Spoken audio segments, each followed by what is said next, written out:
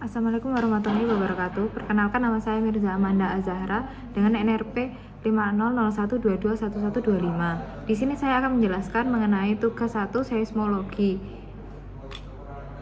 Oke, pada soal pertama di sini saya akan menjelaskan mengenai elastisitas beserta parameter-parameter yang akan diketahuinya.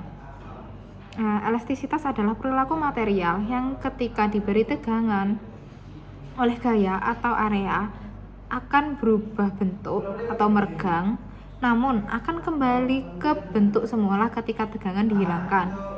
Cara dan kecepatan laju gelombang seismik melalui suatu material dapat dikendalikan berdasarkan sifat elastisitasnya. Adapun beberapa parameter yang dapat mempengaruhi sifat keelastisitasannya sebagai berikut. Yang pertama adalah normal stress atau tegangan atau tekanan normal. Tekanan normal adalah gaya yang bekerja tegak lurus terhadap luas penampang. Gaya yang berlaku pada normal stress adalah gaya yang diterapkan dan gaya pemulih. Seperti yang saya gambarkan di sini. Ini adalah ketika benda diregangkan, kemudian ini adalah ketika benda ditekan. Kemudian normal stress dirumuskan yaitu seperti berikut. Kemudian di sini terdapat juga parameter lain yaitu normal strain.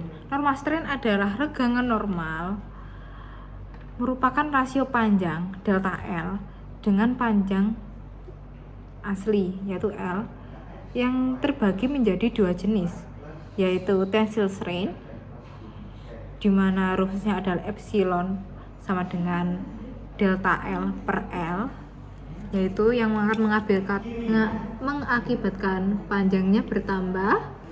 Kemudian ada compressive strain yaitu epsilon sama dengan delta L per L di mana panjang akan berkurang seperti berikut.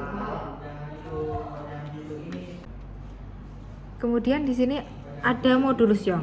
Modulus Young adalah suatu kondisi ketika benda diberi tekanan atau regangan, yaitu bisa disebut juga beban, benda akan mengalami deformasi. Seiring bertambahnya beban, maka semakin besar deformasinya. Sehingga terdapat parameter yang menghubungkan keduanya yang disebut modulus elastisitas atau modulus Young. Modulus Young dapat dirumuskan sebagai berikut. Kemudian di sini juga terdapat grafik modulus Young, yaitu ketika stres, yaitu berdasarkan kekakuan benda, di mana jika pada benda kaku tekanan tinggi untuk regangan yang rendah, maka modulus Young-nya akan semakin naik. Sedangkan ketika benda itu fleksibel, tekanannya rendah untuk regangan yang besar. Jadi benda tersebut gampang untuk diregang karena benda tersebut fleksibel. Kemudian yang didapat adalah modulus Young-nya yang rendah. Bisa dilihat di sini. Kemudian di sini ada Poisson ratio. Rasio Poisson adalah rasio regangan kontraksi melintang terhadap regangan ekstensional longitudinal. Dengan kata lain, rasio Poisson adalah ukuran sejauh mana suatu benda mengembang atau meregang ke arah luar ketika diremas, yaitu benda akan berkontraksi ketika diregangkan. Ilustrasinya dapat berlaku seperti ini, di mana di sini adalah panjang X, di sana panjang, kemudian di sini adalah bagian Y, kemudian di sini adalah Z. Itu seperti acuannya pada kartesian. Kemudian di sini ada sumbu lateral di sini dan di sini. Kemudian di sini ada sumbu longitudinal. Dapat kita ketahui yaitu regangannya yaitu delta L per L. Kemudian di sini juga ada yang berbeda, di mana pada Poisson ratio itu regangan pada X yaitu delta Lx dibagi Lx, kemudian pada regangan Y yaitu min delta Ly per Ly, dan regangan Z yaitu delta Lz per Lz. Dapat juga kita ketahui rumus untuk Poisson ratio yaitu V sama dengan minus epsilon lateral per epsilon longitudinal. Bisa dilihat di sini. Kemudian di sini terdapat Lam's parameter Lamb atau bisa disebut lambda, biasanya dilambangkan oleh lambda, merupakan parameter yang menghubungkan tegangan dan regangan dalam arah tegak lurus, berkaitan erat dengan inkompresibilitas dan mengandung informasi yang banyak mengenai resistansi terhadap perubahan volume yang disebabkan oleh perubahan tekanan. Dinyatakan dalam rumus lambda sama dengan rho dikali Vp kuadrat min 2Vs kuadrat, dengan lambda adalah elastisitas isotropik, Vp dan Vs adalah kecepatan gelombang, yaitu Vp adalah gelombang kompresional dan Vs adalah gelombang geser, dan rho adalah media elastis. Bisa kita lihat di sini rumusnya. Kemudian di sini terdapat shear stress. Shear stress dapat terjadi ketika seperti ini. Jika normal stress adalah gaya yang bekerja tegak lurus terhadap bidang kontak, maka shear stress tegangan geser adalah gaya yang bekerja sejajar dengan luas. Seperti ini. Jika ini adalah normal stress, ini bukan normal stress, ini adalah shear stress. Shear stress itu di permukaan yang sejajar. Nah, kemudian gimana cara dia berdeformasi menjadi seperti ini? Dia akan didorong ke samping seperti ini, bukan ditekan ke bawah. Bisa dilihat di sini. Kemudian yang bergerak hanya bagian atas, bukan fixed base-nya. Jadi fixed base-nya tetap pada kondisi yang diam. Kemudian di sini ada shear strain. Shear strain atau tegangan geser sama dengan garis singgung theta, sudut. Regangan geser adalah garis singgung sudut, di mana dapat diketahui dengan rumus shear strain sama dengan tan theta sama dengan delta X per L. Dapat kita ketahui di sini, yaitu ketika terdorong pasti akan terbentuk sudut di sini.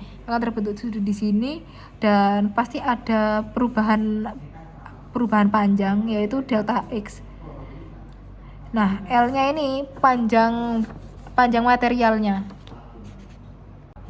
Kemudian di sini terdapat shear modulus. Shear modulus atau modulus geser adalah respon material bumi terhadap deformasi geser. Hal tersebut didefinisikan sebagai rasio tegangan geser dan regangan geser. Jika suatu material sangat tahan terhadap upaya penggeseran, maka material tersebut akan menyalurkan energi geser dengan sangat cepat. Modulus geser dapat dirumuskan sebagai berikut, sama dengan mu sama dengan F per area kali theta. Seperti ini. Di sini saya akan menjelaskan pertanyaan nomor 2, yaitu penurunan persamaan kecepatan gelombang P dan gelombang S.